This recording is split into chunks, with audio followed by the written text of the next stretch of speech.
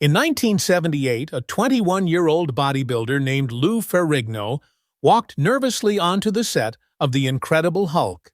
He wasn't a Hollywood actor or a seasoned performer. He was a young man with a massive frame, a gentle heart, and a deep silence shaped by years of partial deafness. The studio lights were harsh, the cameras intimidating, and the hours stretched endlessly. But standing just a few feet away was someone who would change his life: Bill Bixby. To the world, Bixby was already a respected actor. To Lou, he became a lifeline. At first, the two barely seemed connected. One was a refined professional known for his emotional depth, the other a frightened newcomer still learning how to read cues. Yet behind the scenes, something remarkable unfolded. Bixby saw in Lou not a stuntman painted green, but a young man who needed guidance. He began spending hours with him after filming, teaching him how to express emotion through movement, how to understand rhythm and pacing, and how to let silence speak louder than words. He noticed Lou's hearing aids and personally made sure the makeup artists never smeared green paint near them. When others treated the job like just another paycheck, Bixby treated it like mentorship. The filming schedule was brutal. 12-hour nights under heavy lights, layers of paint that clung like armor, and a level of exhaustion that made even veteran crew members quit. Yet through it all, Bill remained calm, a quiet leader who turned chaos into something steady. He never raised his voice. Instead, he led by patience. When Lou struggled to understand a direction, Bixby would act it out himself, showing rather than telling. Over time, Lou began to trust his instincts, finding confidence in his craft. Years later, when fans assumed the two men hardly interacted, Lou revealed the truth. Bill Bixby had been his teacher, his protector, and his friend. Their connection went beyond the green paint and camera lenses. It was built on compassion and respect. In a world where fame often feeds ego, Bill showed Lou that kindness could be just as powerful as strength. Their bond didn't just make the show legendary, it reminded everyone that behind every hero, there's someone quietly helping them become one. Long before the world knew him as Dr. David Banner, or admired his calm authority on camera, Bill Bixby was a boy who refused to bow to anyone, not even a bishop. It was 1947 in San Francisco, inside the grand walls of Grace Cathedral. 13-year-old Bill, dressed in his choir robe, stood among rows of angelic voices singing hymns. Then, in a moment that would become family legend, he quietly pulled out a slingshot, took aim, and fired a pebble straight at the bishop mid-sermon. Gasps filled the church. The shot wasn't an accident. It was deliberate, defiant, and entirely Bill. The act got him expelled from the choir on the spot, and in a time when his family was already struggling, the fallout was devastating. The small choir stipend had helped his mother, Jane, keep food on the table. She worked tirelessly as a senior manager at I. Magnin & Company, trying to hold the family together while his father's income barely covered the essentials. The scandal humiliated her. Neighbors whispered, and the Bixby name, already fragile in reputation, became the subject of gossip. But for Bill, the incident wasn't about mischief. It was about principle. Even as a boy, he couldn't stand hypocrisy or authority misused. He'd rather break the rules than pretend to respect something he didn't believe in. That spark of rebellion never left him. It followed him into adulthood, into Hollywood, and onto the sets that made him famous. While others followed scripts blindly, Bill questioned every line, every direction, every motive. He wasn't difficult. He was deliberate. He wanted truth in everything he did. That same rebellious streak made him unafraid to stand up to producers later in life, insisting that The Incredible Hulk be treated not as a comic book fantasy, but as a serious story about loneliness and humanity. Looking back, that slingshot moment at Grace Cathedral wasn't just a childhood prank. It was a preview of the man Bill would become. A man unafraid to challenge authority, to risk comfort for conviction, and to act from instinct even when it cost him. He would spend his entire life breaking molds. As an actor, as a director, and as a human being who believed that standing for something real mattered more than following rules that didn't. Bill Bixby's defiance may have been born from conviction, but his strength was forged in hardship. He grew up during one of the toughest periods in American history, the Great Depression, when scarcity was a way of life, and every dollar felt like a miracle. His father, Wilfred Bixby II, worked as a store clerk, earning barely $20 a week. His mother, Jane, took a job at I. Magnin & Co., one of San Francisco's prestigious department stores, but even her manager's salary could barely keep the family above water. There were no luxuries, only survival. When Bill was just 8 years old, his father enlisted in the Navy and left to fight in the South Pacific during World War II. Overnight, the small family's world grew smaller. Jane and Bill moved from one modest apartment to another, each one a little cheaper than the last. Dinners became thinner. Some nights, there was only bread, beans, or the kindness of church food programs to fill their plates. Bill would lie awake listening to his mother's quiet sighs as she counted coins at the kitchen table, trying to stretch a few dollars into another week of life.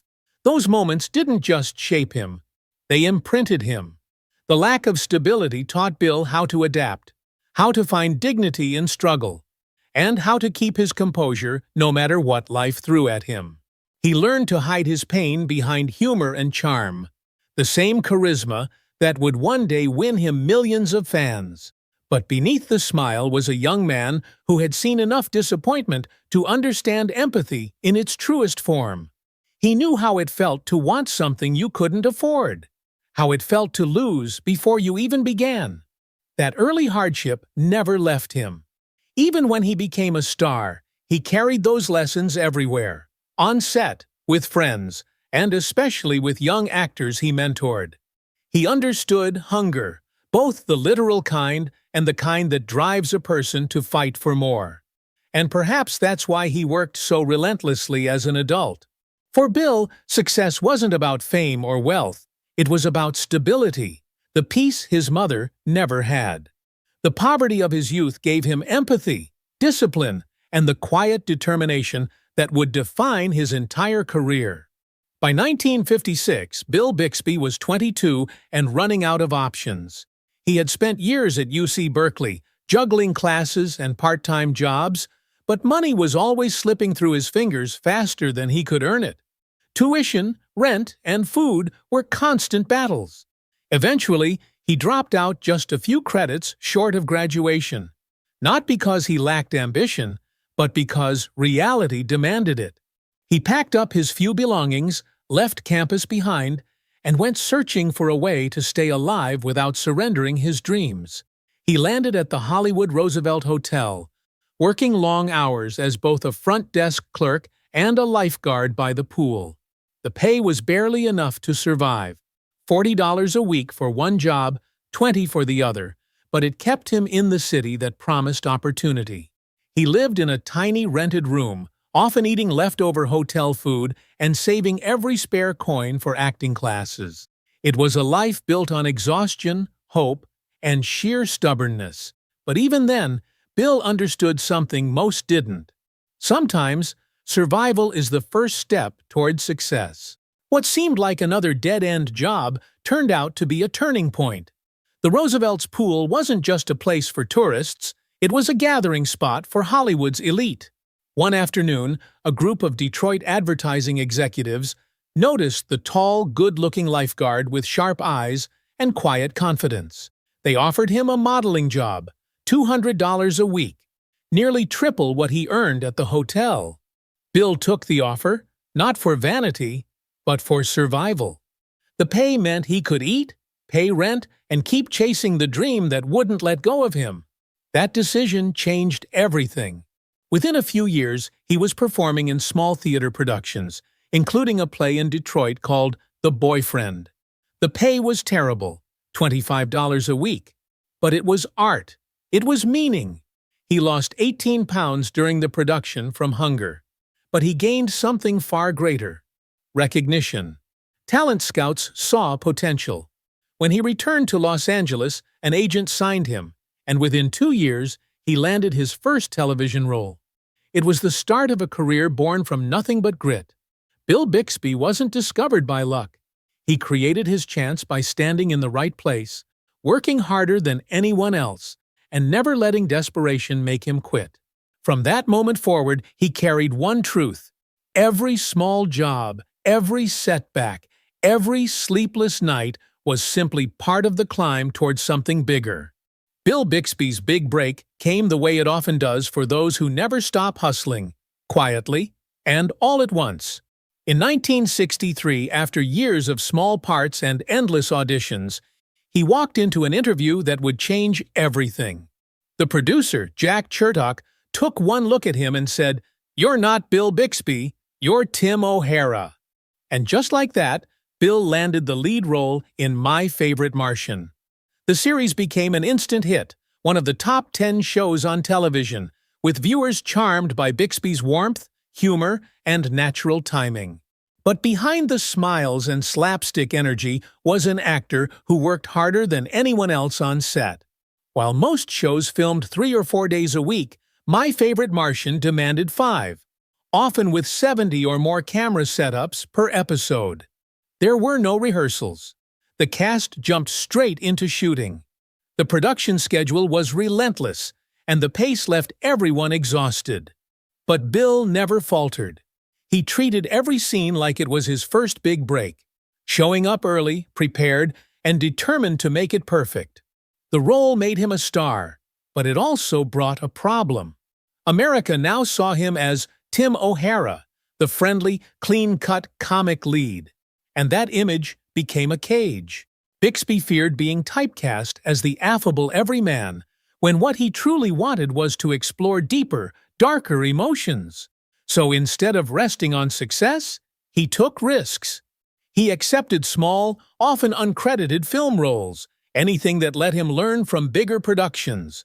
One such role in Irma la Douce gave him his first experience with major Hollywood directors and stars. Another in Clambake paired him with Elvis Presley, where his professionalism earned the king's respect and friendship. Those years built his reputation as one of the most reliable, disciplined actors in the industry. He wasn't loud, he wasn't flashy, but he was consistently great. Directors trusted him, crews loved him, and audiences, they simply believed him. Still, fame came at a cost. Bill was constantly chasing the next challenge, always looking for a role that would let him prove he was more than the smiling face of a family sitcom. His success was steady, but his hunger to grow was endless. By the end of the 1960s, Bill Bixby had gone from a struggling hotel clerk to one of television's most recognizable faces. Yet even at his peak, he remained the same man who once counted coins beside his mother, humble, hard-working, and quietly determined to carve a legacy built on more than laughter. He wasn't chasing fame anymore, he was chasing meaning. By the early 1970s, Bill Bixby had already proven himself as a versatile actor, but what he wanted now was control. Not for ego, but for precision. He was no longer content to simply perform someone else's vision. He wanted to shape it, to craft stories the way he believed they should be told, with honesty, empathy, and emotional truth. So he did what few leading men dared to do at the time. He stepped behind the camera. His first chance came during the courtship of Eddie's father, 1969 to 1972, a heartfelt show where he played Tom Corbett, a widowed father raising his young son. The chemistry between Bill and child actor Brandon Cruz made the series a cultural touchstone, praised for its tenderness and emotional realism. But what most people didn't see was how deeply involved Bill was behind the scenes. He didn't just act. He directed 8 episodes, including The Karate Story in 1972, which earned him an Emmy nomination. He wasn't satisfied with good enough. Every movement, every glance, every moment of silence had to feel real. His perfectionism wasn't about control, it was about care. That same dedication followed him into projects like The Magician in 1973, where he insisted on performing every illusion himself. No camera tricks, no shortcuts. He trained with real magicians to master sleight of hand, escape acts, and misdirection. It was physically demanding, but it gave the show something rare for the time: authenticity. When he directed episodes of gritty dramas like Mannix and Rich Man, Poor Man, his attention to human emotion set his work apart. He focused less on violence or spectacle, and more on how people felt in the aftermath. Those who worked under his direction often described him as intense but deeply respectful. He demanded long hours, but he led by example. He was the first to arrive, the last to leave, and he treated every crew member, from grips to guest stars, with the same quiet kindness. He had a perfectionist's mind, but a teacher's heart. Bill's transition from actor to director wasn't about ambition. It was about healing something inside himself. After years of being shaped by others, he finally had the freedom to create. And what he created wasn't just television. It was connection. He proved that the man who once made the world laugh could also make it feel. Through every shot, every line, and every frame, Bill Bixby reminded everyone watching that television didn't have to be shallow. It could be human.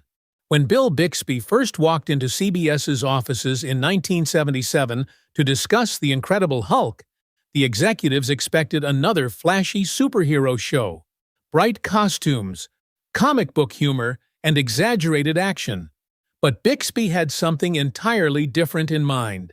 He looked them straight in the eye and said, "This won't be a kid's show." He wanted it to be real, a story about pain, guilt, and the human need for control. For him, the Hulk wasn't a monster. He was a metaphor for the emotions we bury until they destroy us. That conviction changed everything. When the pilot aired in November 1977, it wasn't a cartoon. It was a haunting, emotional drama scored by melancholy piano music and lit like a tragedy. Audiences were stunned and moved. Bill's portrayal of Dr. David Banner was raw and fragile, a man haunted by grief and isolation.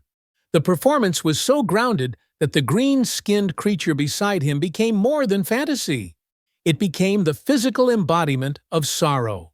The show became CBS's highest-rated TV movie that year, and Bill had redefined what a superhero story could be. But behind the success was immense struggle. Lou Ferrigno, just 21 and new to acting, endured grueling 12 to 14-hour days covered in thick layers of green makeup. The sessions sometimes lasted 4 hours before filming even began. It was hot, heavy, and toxic enough to make parts of the crew ill. Yet through every long night, Bixby stayed beside him. He showed Lou how to convey emotion through movement, how to make the Hulk feel human, not like a creature of rage, but a being of sadness. He even made sure the makeup team kept paint away from Lou's hearing aids, understanding how vulnerable that made him. Their connection grew quietly. Bixby became a mentor, a protector, and, in Lou's own words, a father figure. The younger man watched Bixby's every move, learning not just acting, but discipline and grace.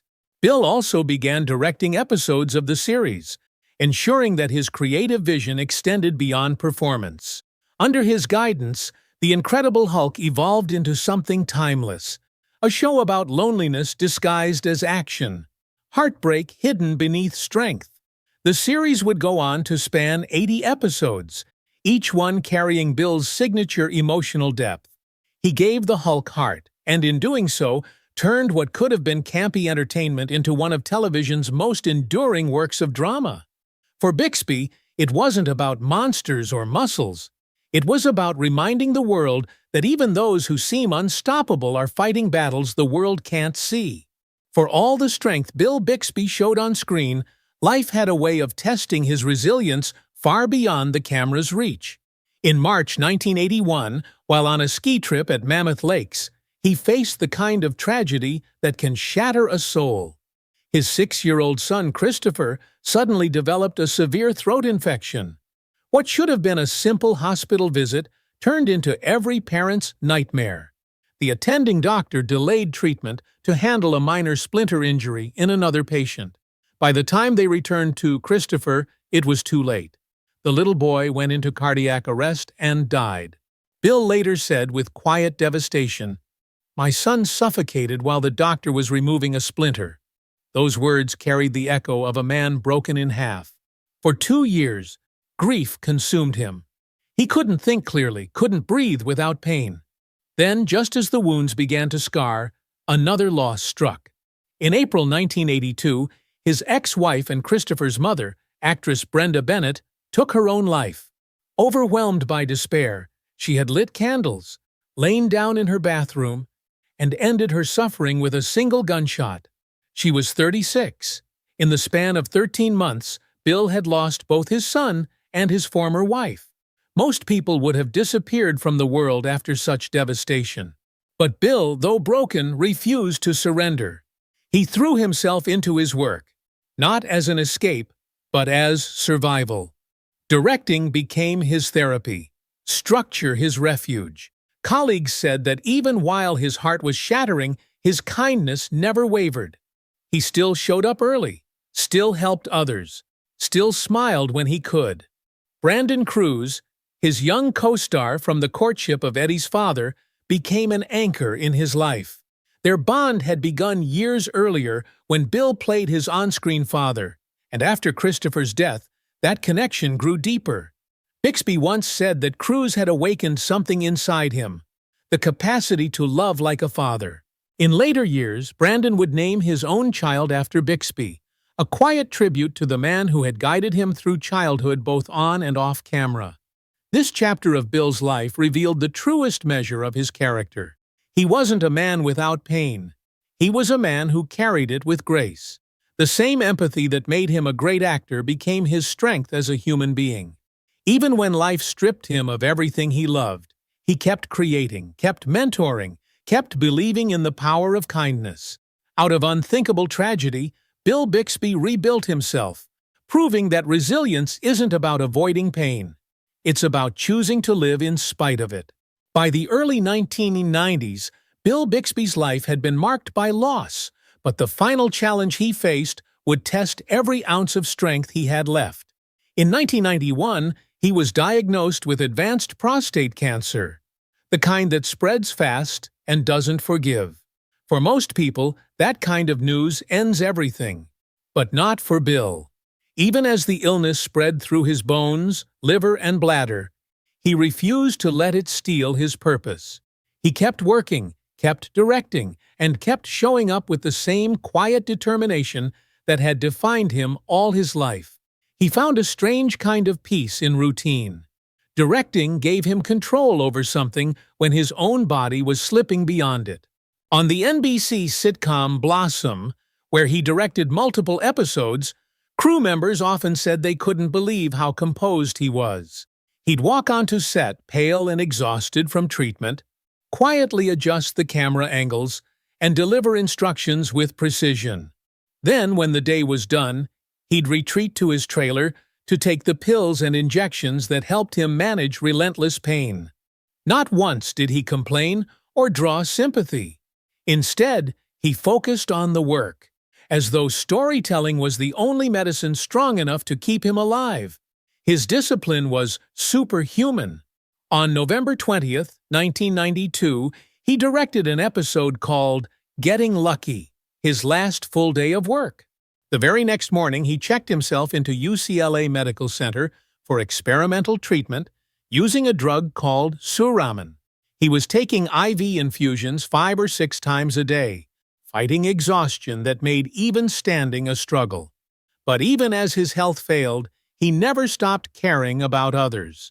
The cast and crew later said that Bill was more worried about their well-being than his own. He knew time was running out, yet he faced it with a calm dignity that astonished everyone around him. When people visited, they expected sadness, but found light instead, that same quiet energy that had carried him through every setback since childhood. He just kept giving, one crew member said. Even when he was dying, he made us feel stronger. Bill continued to direct and mentor until the very end. He didn't see his illness as a tragedy, but as another test. One more chance to live with grace under pressure. And in doing so, he left behind something even more powerful than his television legacy. He showed that true strength isn't the absence of fear or pain. It's the courage to keep creating, to keep leading, even when your own body is falling apart. On November 21, 1993, Bill Bixby passed away at just 59 years old, leaving behind not just decades of television history, but an unshakable legacy of compassion, resilience, and quiet strength. His death wasn't a surprise. His cancer had already taken almost everything from him. But the way he lived until his final breath stunned everyone who knew him. Just 6 days before he died, he directed his last episode of Blossom. Still focused, still gentle, still smiling through pain so severe that most days he could barely stand. Even as his body failed, his spirit refused to. At his funeral, hundreds of friends, colleagues, and admirers gathered to pay tribute. What they remembered most wasn't his fame or even his talent, it was his presence. Bill had a rare gift for making everyone around him feel seen. Actors, crew members, assistants, he treated them all as equals. Lou Ferrigno said that on the set of The Incredible Hulk, Bixby had been more than a co-star. He had been a teacher, a mentor, and a protector. When Lou was young, deaf, and terrified, Bill had given him confidence. When the crew grew exhausted from 14-hour days, Bill steadied them with humor and calm. Even in moments of chaos, he led with empathy, not authority. That same compassion carried through every stage of his life. He mentored young performers, shared quiet advice with struggling colleagues, and constantly reminded others that dignity mattered more than recognition. Those who worked with him often said that Bill didn't just direct episodes, he directed people. He could sense when someone was having a bad day, and he'd find a way to lift them up, even while enduring his own private battles. In the years after his passing, stories of his generosity continued to surface. Small gestures that revealed the kind of man he truly was. A note of encouragement slipped to a nervous actor before a take. A long conversation with a crew member going through divorce. A heartfelt thank you to a makeup artist after a grueling night shoot. To Bill, kindness wasn't an act, it was a responsibility. And that is his real legacy. He wasn't just the actor who brought Dr. David Banner to life, or the director who refused to compromise emotion for spectacle. He was the man who taught an entire generation that strength doesn't come from power or fame. It comes from endurance, empathy, and grace. He showed that true heroes aren't those who never fall, but those who rise again, carrying others with them. For Lou Ferrigno, for Brandon Cruz, and for everyone who crossed his path, Bill Bixby wasn't just a legend on screen. He was the quiet force who proved that gentleness and greatness can exist in the same soul.